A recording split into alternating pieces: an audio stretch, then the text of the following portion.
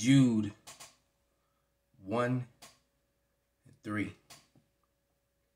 Beloved, when I gave all diligence to write unto you of the common salvation, it was needful for me to write unto you and exhort you that ye should earnestly contend for the faith which was once delivered unto the saints.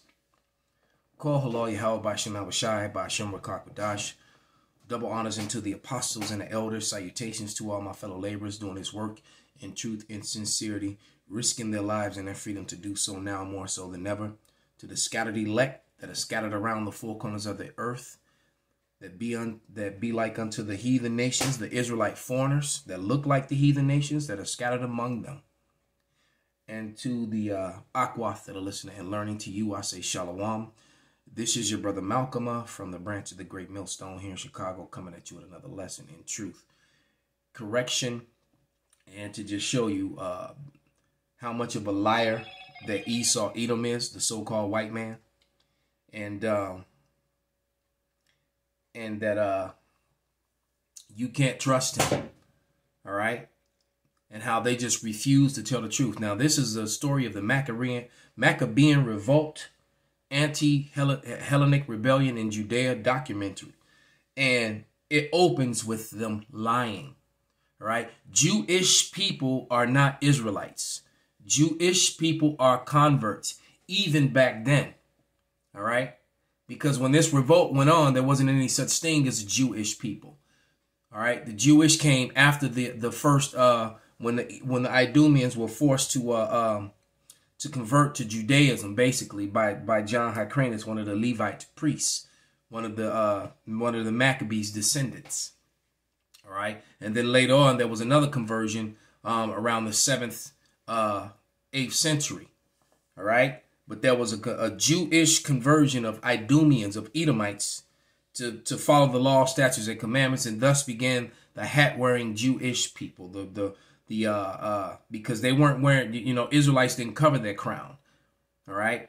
That, as the matter of fact, that custom of a hat came straight from the Edomites, as we're going to read.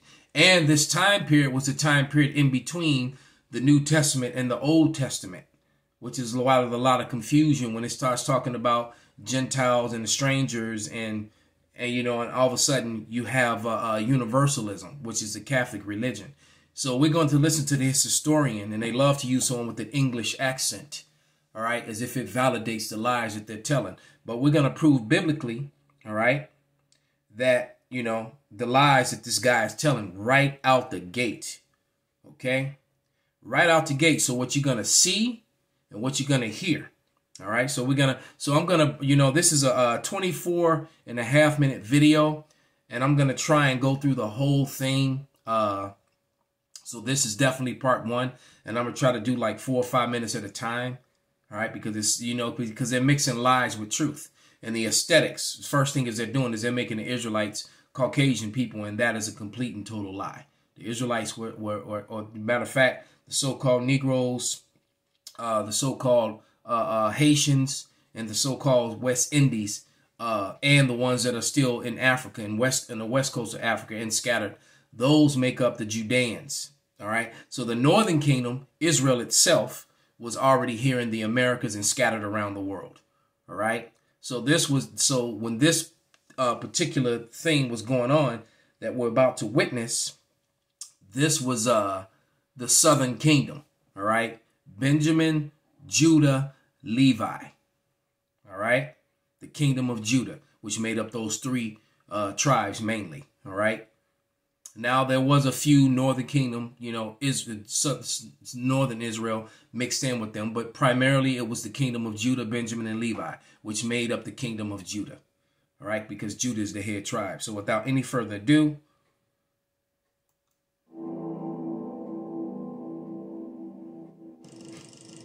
every winter, Jewish communities across the globe come together in celebration of the festival of Hanukkah. The image of the menorah and its iconic 8 candles shining through the dark winter night is one of the most visually recognizable aspects of traditional Jewish culture. Which is right, it is an aspect of Jewish culture, but not of Israelite culture, because the candlesticks It's not 9. It's not 8. It's 7. This is a fabrication. Even when you look at the image of when they of Titus, the Ark of Titus, is 7. It's not 8. So what they did is they took a modern day lie and trying to connect it to history, along with the fact that they're showing you pale people, all right, as the Israelites, which is a complete and total lie. The Israelites was not a Caucasian race. So we're going to prove both those lies that they're showing right out the gate. This is Revelation 2 and 1. All right.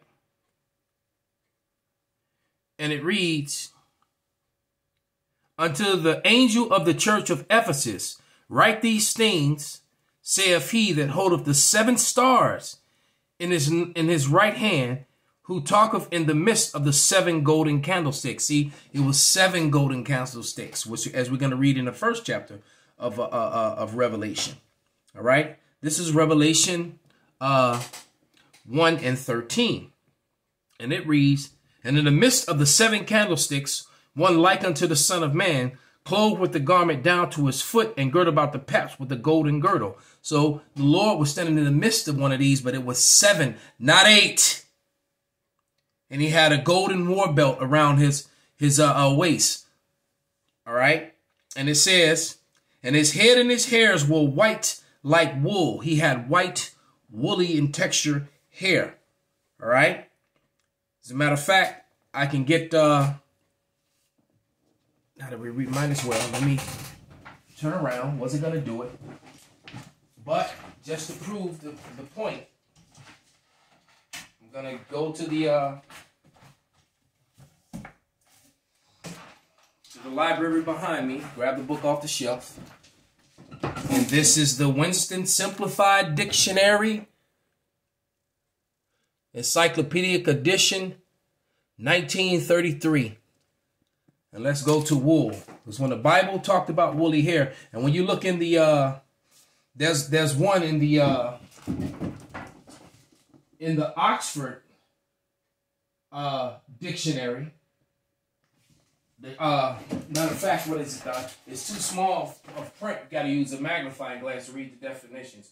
But the compact edition of the Oxford Dictionary from the 1800s, I have the dual version behind me. And it completely tells you that the woolly hair was, and it refers to the Bible, but it also refers to people, Negroes, and the woolly hair of Negroes. And we're going to prove that with this definition. This is why, and when you look in the new books, new encyclopedias or new dictionaries, the definition of wool has been revised, and this definition has been taken out. That's why I always say go get these old books. But there it is. You can see the highlighted one. Wool. The kinky hair of Negroes. All right. And this is a Bible with biblical. This is a dictionary with biblical references. All right. So it's you saw that for yourself. The kinky hair of Negroes. Why is that definition missing from the definition of wool today? Why is that? So just in the opening scene of this video, of this documentary, you see the lie. So it says, his head and his hairs were white like wool, as white as snow, like my beard. I have a woolly beard. This not completely white, but almost. All right. It says, and his eyes were as a flame of fire, and his feet like unto the fine brass, copper colored. Negroes and Native Americans were once called copper-colored people, like the color of... As a matter of fact, the average Negro is copper-colored, like a dark penny, not black. All right? That's a byword, but it's referring to someone with dark skin. All right? And it says, and his feet were like unto brass, which is the derivative of brown. As if they burned in the furnace. You burn it and it turns dark as soot. All right? So he was a really dark Judite. And his voice was as the sound of many waters. Okay? Now let's go to Revelation 1 and 20. And it reads, The mystery of the 7 stars, which thou sawest it in my right hand, and the 7 golden candlesticks, the 7 stars, are the angels of the 7 churches, and the 7 candlesticks, which thou sawest, are the 7 churches. So it was not 7 churches, not 8. These Jewish people, these pale Caucasians, are liars. They are liars. They are not the people of the Lord. All right, and the Hanukkah is found in the Apocrypha, which they removed from the Bible. Okay, so we're just going to expose them for the lying, culture vultures, thieving, fraudulent people that they are. For it says in Zechariah the 9th chapter that a bastard shall dwell in Ashdod.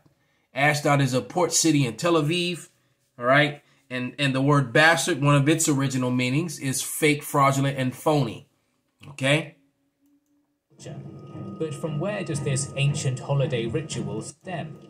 To answer, we must go back 2,200 years to a time when the descendants of Alexander the Great ruled in the land of Judea, and tell a story of the ancient Jewish people's struggle. And it tells you that Alexander, in the book of Maccabees, matter of fact, let's get it. Let's read it.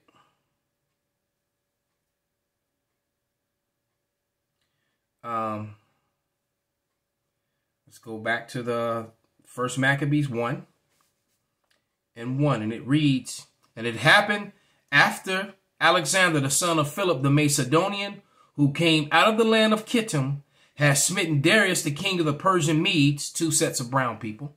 Okay. I was about to say, why is this crooked? But that's actually the video did that. It says, has smitten Darius, the king of the Persian Medes, and reigned the first in his stead, his race. All right. The first over Greece. So he was the first Edomite to reign over Greece. And the Edomites look like the people here that are on the screen. They are not the Israelites, but these people are this is Jewish people, and Jewish people did not exist until after John Hyrcanus took a mass amount of Edomites and made them start following the law, statutes, and commandments. The Israelites had woolly hair and afros, not straight hair with their heads covered. And when they did wear a head wrap, like this guy here, you may see him on the screen with what I'm pointing to. The crown is open. All right, we didn't cover the crown of our head like the small hats that run around Jerusalem today. All right, so we've exposed the lie of what the Israelites looked like, and we've also exposed the lie of the candlesticks. All right, the candlesticks are representation of the 7 churches. All right, and to just show you how racist Esau Edom is, Christianity supports Judaism, and Judaism is directly against Christianity, directly against the Bible, and directly against the Savior. All right, if you took the time to actually open up a Talmud, which is the basis of their worship, all right, not the Bible, the Talmud is completely